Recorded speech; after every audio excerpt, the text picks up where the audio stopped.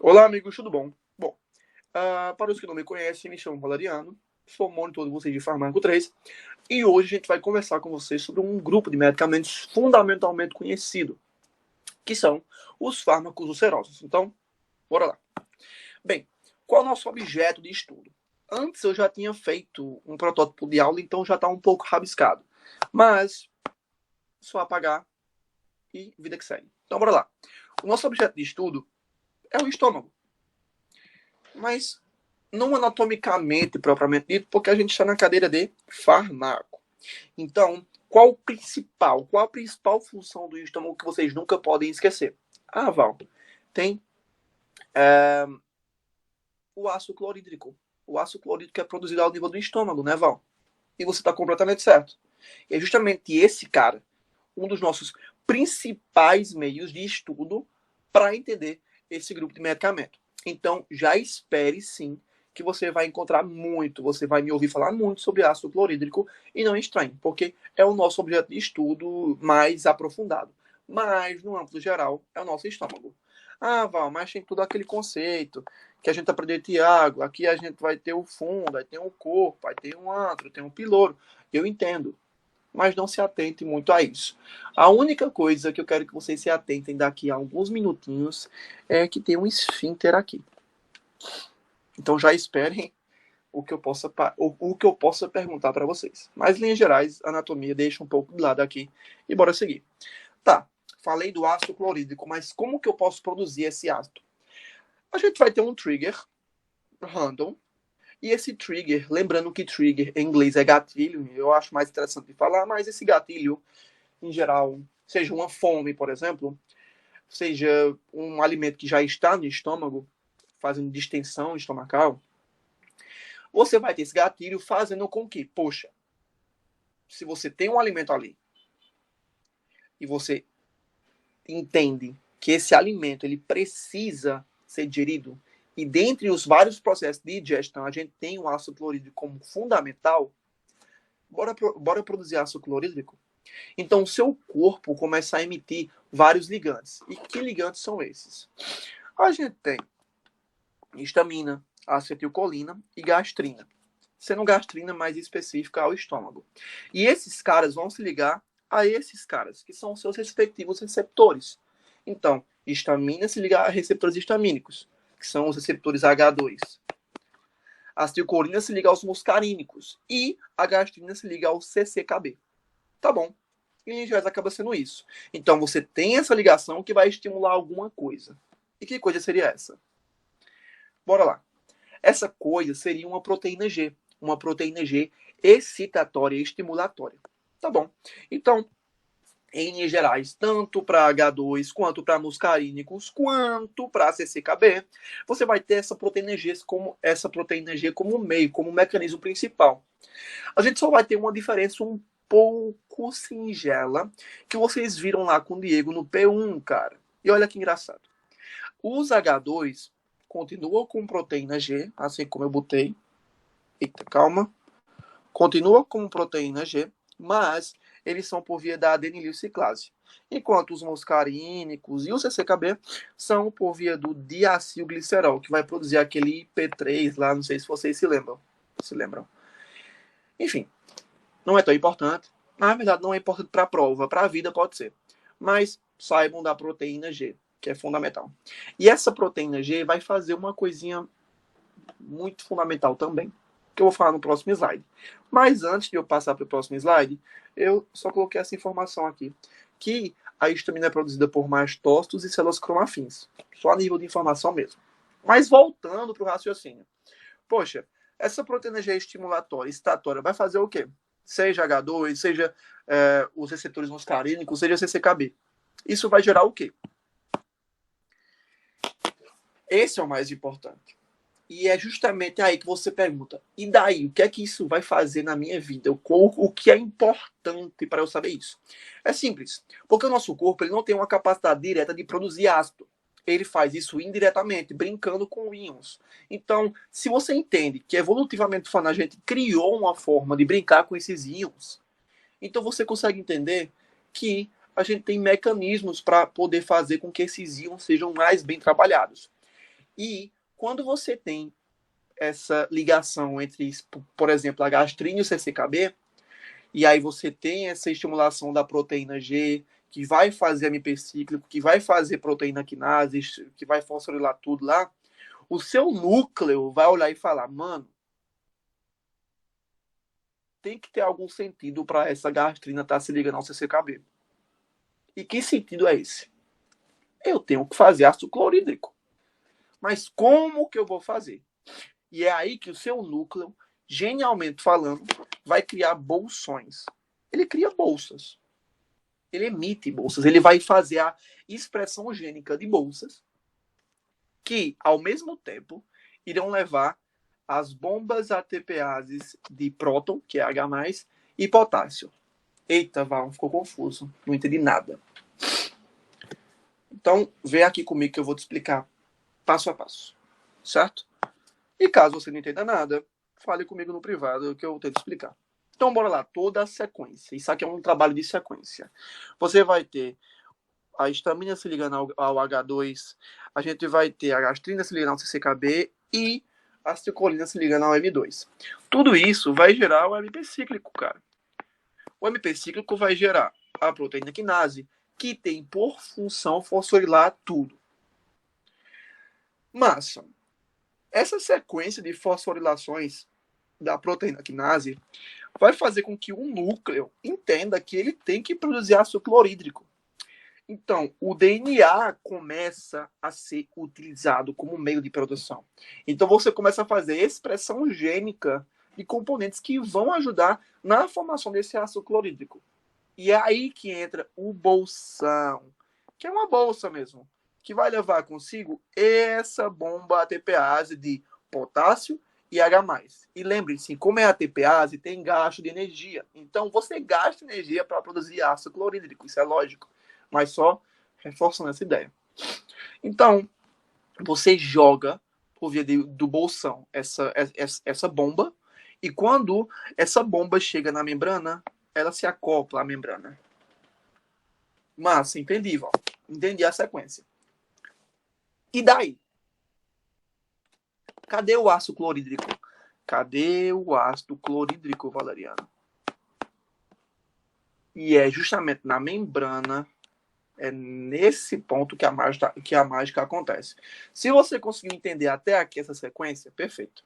Porque aqui a mágica acontece. E eu vou explicar também passo a passo, mas não é nada difícil entender. A única coisa que vocês precisam entender é o seguinte. Depois de toda essa sequência, você teve a formação dessas bombas que foram levadas por bolsões. E essas bombas, elas estão na membrana. Mas espera, é bomba de próton, que é H+, e potássio. Olha só. Olha onde ele tá, cara. Então eu tô me localizando. Então, basicamente, tudo que a gente tava vendo estava acontecendo aqui, né, Val? E o lúmen, ou seja, o que está dentro do estômago está aqui. E o sangue vai estar aqui. Isso mesmo. Você está completamente correto. E depois que você se localizou, vai ficar muito mais fácil de você entender. Olha só. Você entende que a gente precisa de hidrogênio e cloreto para se juntarem no lúmen e fazerem um HCl acontecer, fazerem um ácido clorídrico. Beleza. Mas para isso a gente tem que ter H+, e a gente tem que ter cloreto. O cloreto vai vir de onde? Isso é o mais fácil de entender. O cloreto, ele vai vir do plasma. E ele vai entrar no tecido por via de uma bomba que troca cloreto e HCO3. Então, se entra cloreto no tecido, sai HCO3. Esse mesmo cloreto, ele pode passar livremente para o lúmen. Então, ele vai direto para o lúmen. Então, ele está lá, ó, esperando acontecer. O cloreto está esperando acontecer. E aí você fala, mas Valeriano, me tira uma dúvida. O cloreto entrou no tecido por via dessa bomba que troca cloreto e HCO3. Tá certo? E o HCO3 veio de onde? Que é aí que você matou a charada. O HCO3 veio de um componente chamado H2CO3, que é o ácido carbônico. Esse componente ele é muito instável e ele pode formar desde CO2, a água, a também formar hidrogênio e HCO3. Então, ele é quebrado dentro do tecido mesmo e ele forma H+, e HCO3. O HCO3 é trocado, certo? O HCO3, eu vou apagar tudo de novo, né? O HCO3, ele é trocado pelo cloreto e acaba indo para o plasma. Concorda comigo? E ele vai ser fundamental para a gente ter o nosso sistema tampão bem estabelecido. A gente vai ter a regulação do pH muito fundamentada nesse cara. Ele atua muito bem para regular o nosso pH. Legal. E o H+, Val? Cadê o H+? O H+, ele ficaria lá livre, sendo que ele não pode ficar livre dentro da célula. Poxa, a gente tem que utilizá-lo. E ele vai para onde? Eu falei lá no início que no lumen a gente vai ter que ter um cloreto e o H+. O cloreto tá esperando. Ele tá felizão lá. Mano, tô aqui. Cadê o H+? O H+, ele tem que entrar no lumen. E quem é que eu falei para vocês que estava na membrana, que foi lá atrás produzido, imergido por bolsas, transportado para essa membrana para trocar potássio e H+. Poxa, a bomba de próton, H+, ATPase. Não, calma. Próton, potássio, ATPase. Oh, meu Deus. Confundi tudo. Que é justamente esse cara. Esse cara que a gente produziu há um bom tempo, que já foi transportado por bolsões, que teve toda aquela correlação com histamina, gastrina, acetilcolina, ele está pronto para trabalhar. Então, o H+, que foi, certo, que foi vindo dessa quebra do H2CO3, ele vai entrar no lumen. E em troca, a gente vai ter o potássio que já estava no lumen, que é esse cara, indo para o tecido, certo? E vindo para cá. E é aí que você consegue matar a charada completa. Se a gente tem um H+ aqui e um cloreto do outro lado, a harmonia é perfeita. HCl. E é justamente assim que você consegue produzir o ácido clorídrico. Há um custo de energia relativamente alto, mas é um custo de energia que a gente consegue lidar bem com a situação. Então, vai envolver HCO3, vai envolver H2CO3, mas o que você precisa saber é que a bomba que a gente produziu, a bomba de hidrogênio e potássio que a gente produziu previamente, ela é fundamental, porque ela é a que vai conseguir jogar hidrogênio para o lumen e fazer com que o cloreto, que já está lá esperando há um bom tempo, se ligue ao hidrogênio e faça o HCl, tá bom? Eu passei muito tempo aqui para tentar explicar para vocês, espero que tenha compreendido. Bom, e como resultado a gente vai ter o nosso querido amigo HCl, ácido clorídrico. Mas a gente tem que entender o seguinte, quem que estimula essa produção? Em quais fases da nossa vida a gente vai ter essa produção de HCl? Bora lá, são 3 fases. A gente vai ter a fase cefálica, que é quando você olha para aquela coxinha. Poxa, eu estou com fome, eu quero muito comer uma coxinha. Mas eu ainda não comi aquela coxinha. Porém, mesmo sem comer aquela coxinha, o seu corpo começa a entender que pela sua necessidade de comê-la, ele começa a produzir. No caso, o seu estômago vai começar a produzir ácido clorídrico. Então, sim, cara, você secreta ácido sem nem comer ainda, sem aquele alimento chegar ao estômago propriamente dito. Ele pode até estar no esôfago, algo do tipo, mas o seu estômago começa a produzir ácido antes mesmo de ter alimento no estômago. Entenda isso. Tá, se você tem uma fase em que o alimento ele está antes ao estômago e ainda não chegou ao estômago, qual é a próxima fase? A fase em que ele está no estômago. Então, por distensão mecânica, por estímulo mecânico, você vai ter aquele alimento lá no estômago, sendo percebido pelo próprio estômago, e o estômago fala, poxa, tem um alimento aqui, vou produzir ácido. Uma observação, essa produção de ácido ela vai ter um feedback negativo com a gastrina. É só você pensar um pouquinho. Se você tem muito ácido, você precisa de pouca gastrina. Se você tem pouco ácido, você precisa de muita gastrina, porque a gastrina é quem vai levar a produção de ácido. Só isso.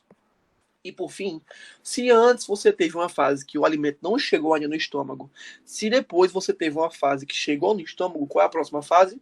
A fase pós o estômago. Sim, a gente tem uma fase que é a fase intestinal, que é a fase em que, em linhas gerais, o alimento já passou do estômago, mas o estômago, no caso, continua produzindo ácido.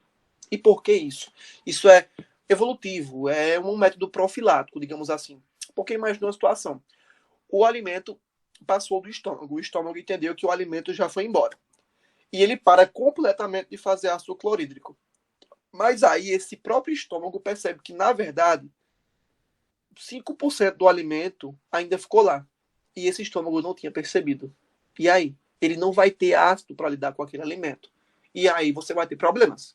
Então, por via profilática, para evitar algum tipo de problema, ele ainda continua por um tempo produzindo, certo? Aquele ácido, certo? E esse tempo, no caso, é a fase em que o alimento ainda está na fase intestinal, beleza? Tá. Se alguém estimula, se fases estimulam, pessoas vão inibir. Alguém vai inibir, né? E quem é que vai inibir a produção de ácido? Bora lá? Prostaglandinas são um dos mais conhecidos, certo? Basicamente são mediadores inflamatórios produzidos pela COX. E, cara, essas prostaglandinas produzidas pela COX-1 especificamente, elas têm a capacidade de aumentar a mucosa estomacal e diminuir a secreção ácida. Poxa, se você aumenta a mucosa e diminui o ácido que é liberado, você regride, certo?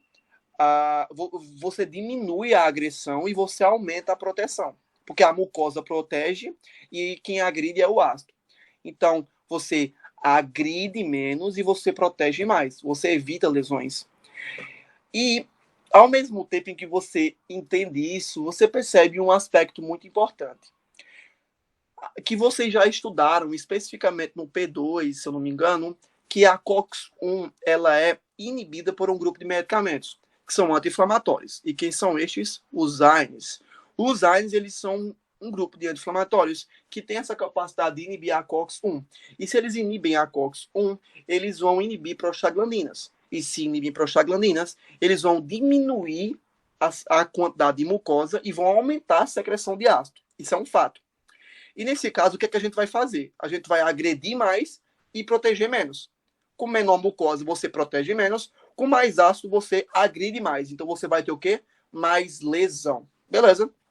Tá. E como que eu vou proteger o meu estômago? Em gerais, eu acabei de dar uma colinha para vocês, com via da prostaglandina. A prostaglandina consegue proteger o estômago porque você vai agredir menos e vai proteger mais. Mas a gente tem outros caras na jogada. A gente vai ter a mucosa gástrica, que é um tanto quanto lógico, você vai proteger por via da mucosa. O bicarbonato gástrico do duodenal também vai proteger. Restituição celular.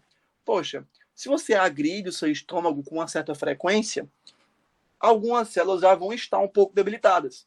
Que tal a gente fazer com que essas células sofram apoptose?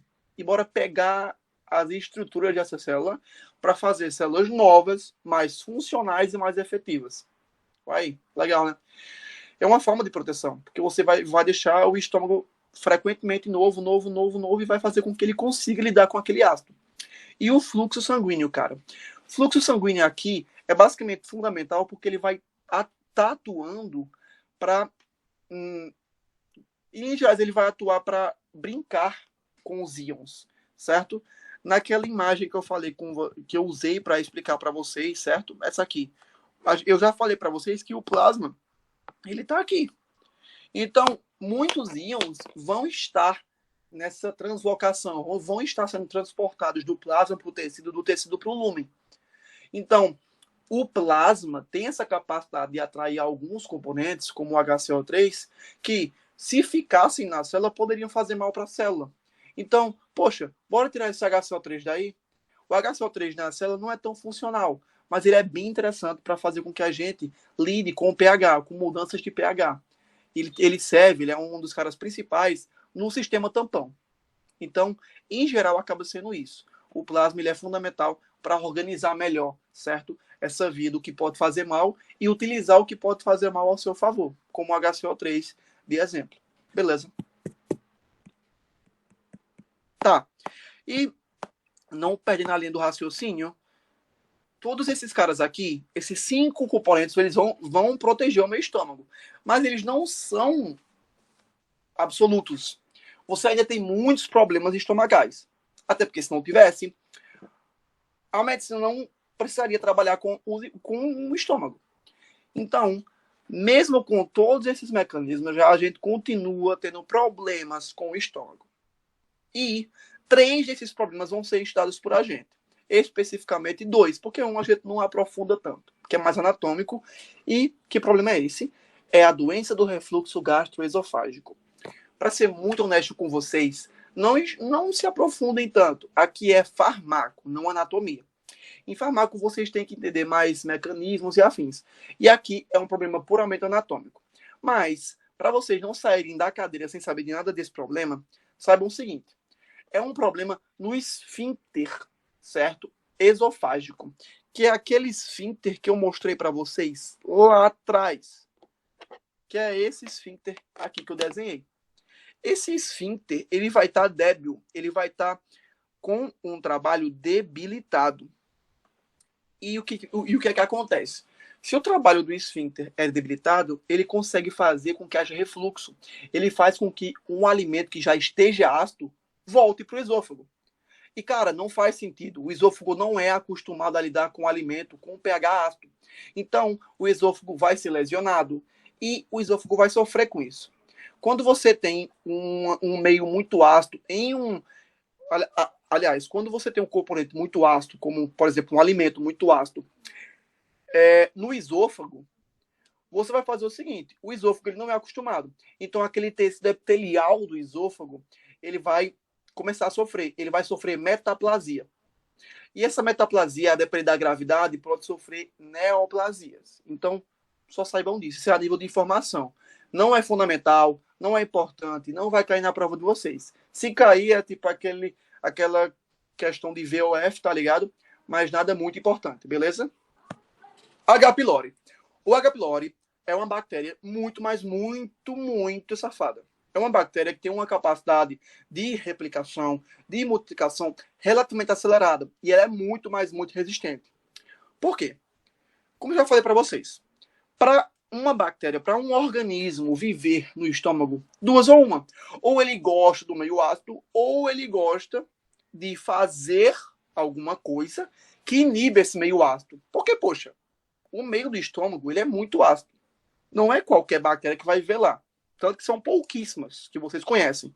Eu, particularmente, só conheço a H. pylori. Por quê? Porque ela consegue fazer um meio que briga com o meio ácido do estômago. Ou seja, ela começa a criar um meio básico para brigar com o meio ácido do estômago. E básico com ácido fica naquele intermédio. E a bactéria consegue sobreviver. E como é que ela faz isso? Existe uma enzima chamada urease. A urease, ela vai transformar a ureia em amônia. E a amônia, como vocês muito bem sabem, é um componente básico. E se é um componente básico, a bactéria vai conseguir sobreviver. Porque você vai deixar o meio estomacal menos ácido. Cuidado. Não vai deixar o meio estomacal básico. Não vai deixar com pH de 10. Calma. Só vai deixar de tipo 2,5 para um 4. E aí tu fala, mas Valeriano, isso é um problema? Logicamente que é. Porque o seu estômago já é acostumado a vida inteira a trabalhar com 2,5. E em 2 dias, 2, 3 dias, uma semana, não sei, foi para 4. Isso é um problema, cara. É um problemão. E por que é um problema? Bora lá. E aqui eu fiz um desenho. Espero que vocês entendam bem.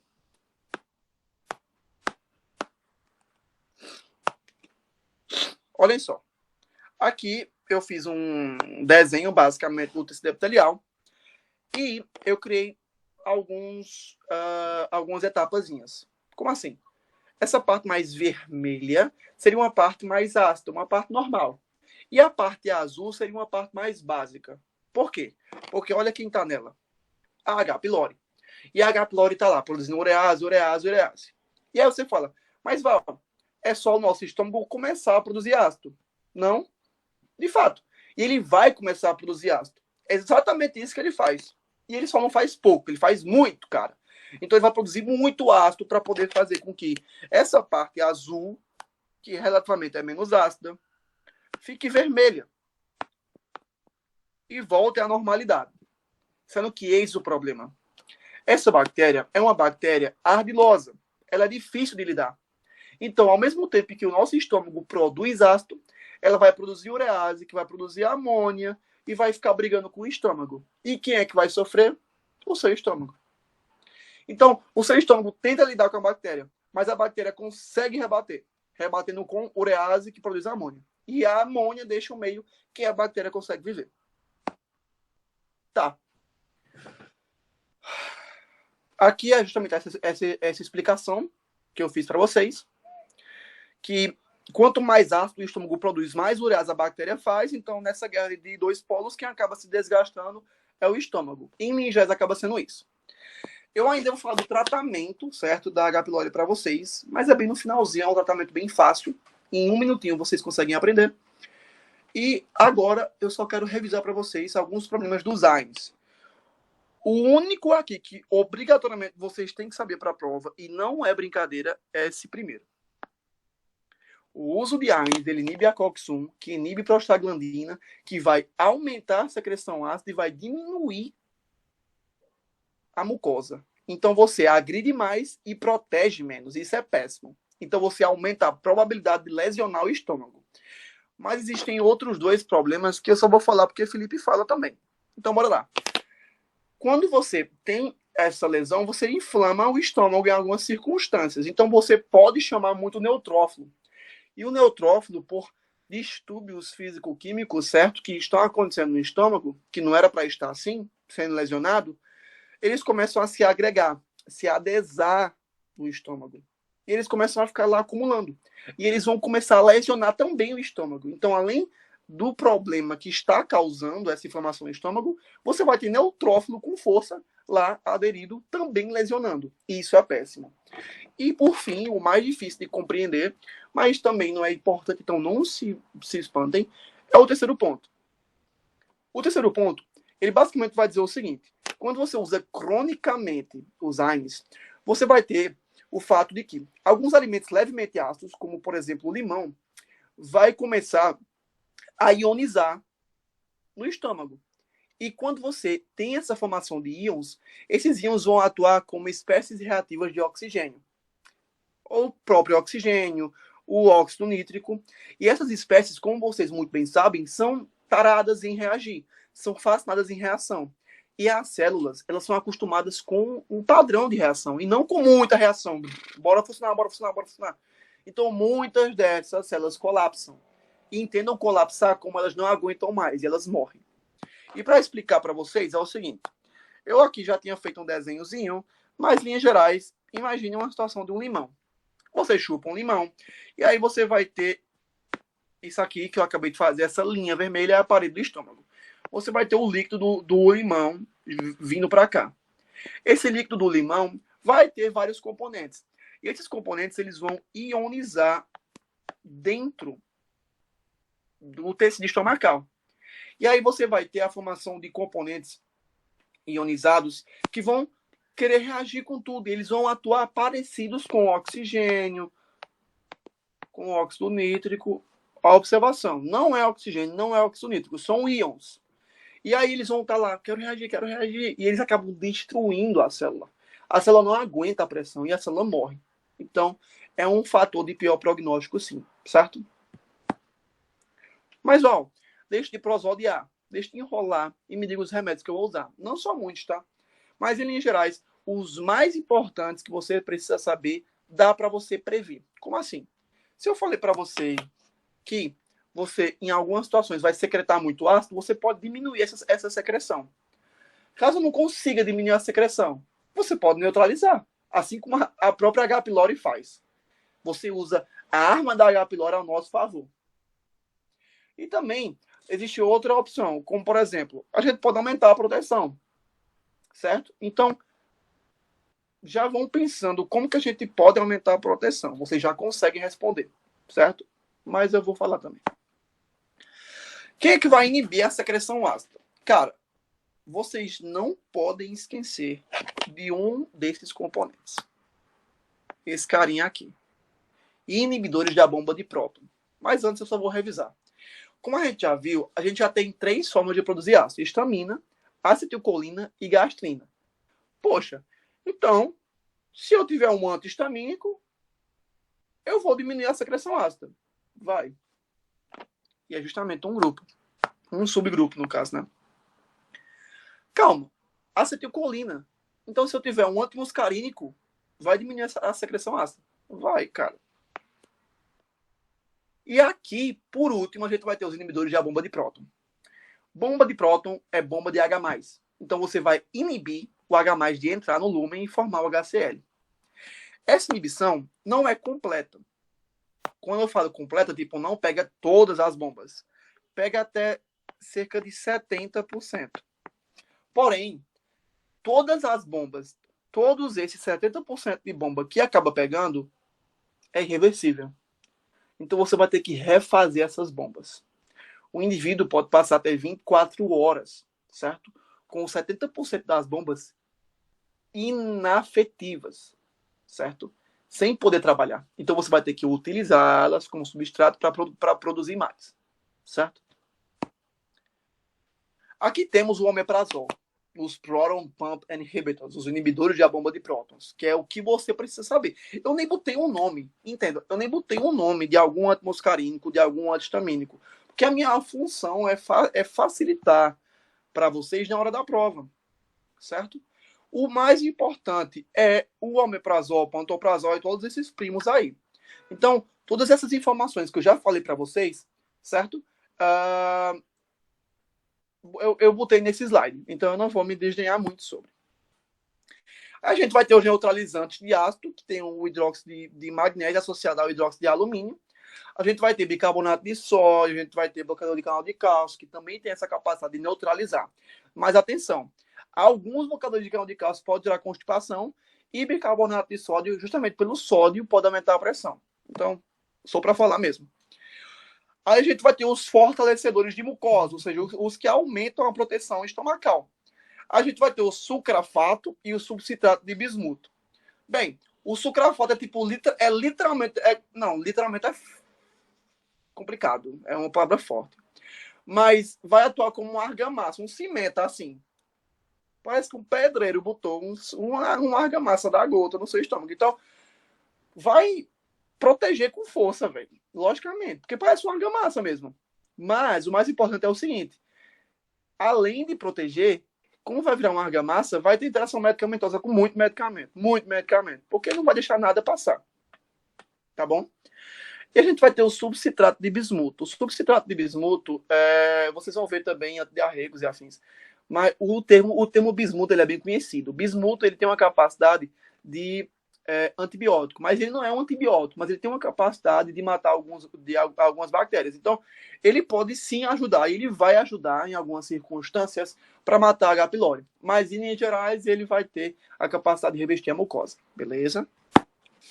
E aqui a gente vai ter os baseados em prostaglandina. Vocês já sabem muito bem que a prostaglandina ela vai aumentar a mucosa e vai inibir a secreção. Então você agride menos e protege mais. Mas aqui a gente vai ter um representante muito polêmico, minha gente, e muito conhecido, que é o Cytotec. Por quê? Prostaglandinas são mediadores inflamatórios que têm uma capacidade de gerar contração, certo? Uterina. Então, são medicamentos. Então, o Cytotec é um medicamento que induz aborto. Então, ele já foi muito utilizado para vieses abortivos. Tanto que hoje, para você conseguir um Cytotec, você tem que ter toda uma burocracia, porque era muito utilizado no seu hoje em dia para aborto. E ele realmente é muito eficaz nisso. Tá bom? Tá, e agora a parte mais importante da aula. Putz, meu Deus. Vai cair uma questão dessa na prova. Como é que você mata o H. pylori?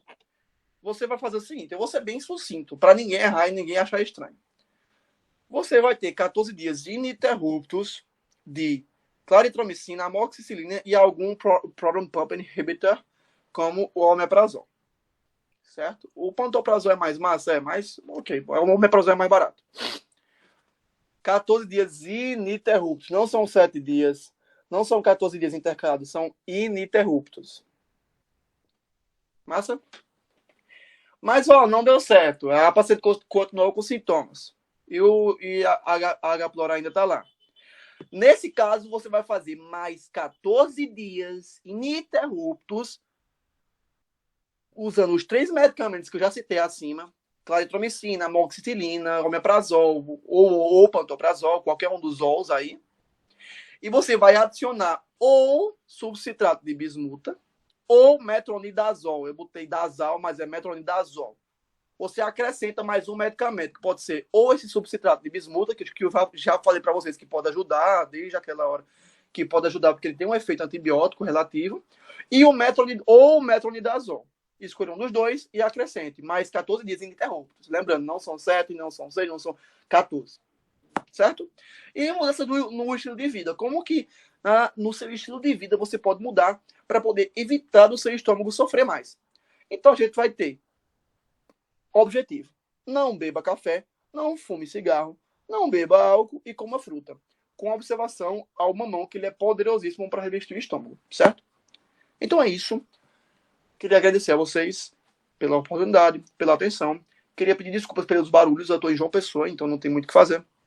Mas espero que vocês tenham aprendido alguma coisa comigo, certo? Tô com cabelão na cara, com rinite, mas é isso. Qualquer dúvida, mandem para mim no privado, que estarei lá para responder, tá bom? Um beijo e abraço.